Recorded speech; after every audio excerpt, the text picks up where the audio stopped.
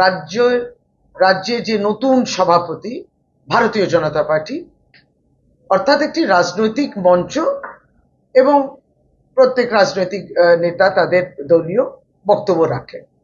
কিন্তু যেটা দেখলাম আমরা, সে রাজনৈতিক মঞ্চে ব্যাকড্রপে এই ছবিগুলো, এবং এই ছবিগুলোর মধ্যে দেখলাম মায়ের ছবি, মা কালীর ছবি। এখন প্রধানমন্ত্রী এই রূপে ছবি দেখলেন, উদ্দেশ্যটা কি? এবং আমরা ধর্মপ্রাণ মানুষ, আমাদের ভাবাবেগে এই আমরা আহত হয়েছি।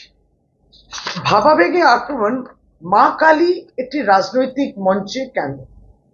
এখন দেখুন, দেশের প্রধানমন্ত্রী গত লোকসভাতেও 2024 সালে লোকসভা নির্বাচনের আগে তিনি একটা বক্তব্য রাখতে গিয়ে বললেন যে আমি কিন্তু বায়োলজিক্যাল সন্তান নয়, ভগবান আমায় সরাসরি পাঠিয়েছেন, একটা উদ্দেশ্য নিয়ে পাঠিয়েছেন, সরাসরি ভগবান আমায় পাঠিয়েছেন।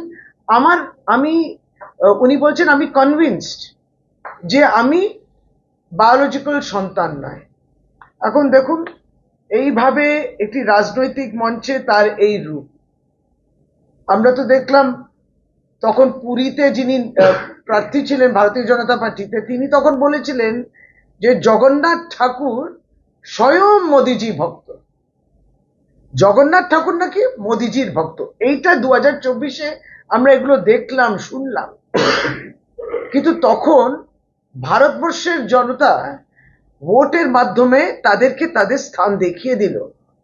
আপনি তাদের ব্যবহার করলেন, ভগবানকে ব্যবহার করলেন, ভারতবর্ষের জনতা লোকসভা নির্বাচনে দেখিয়ে দিল।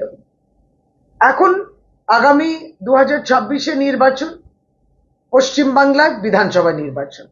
আপনাদের মঞ্চে মা কালীর এইরকম ছবি, রাজনৈতিক মঞ্চে আপনারা মাকেও আর ছাড়লেন না।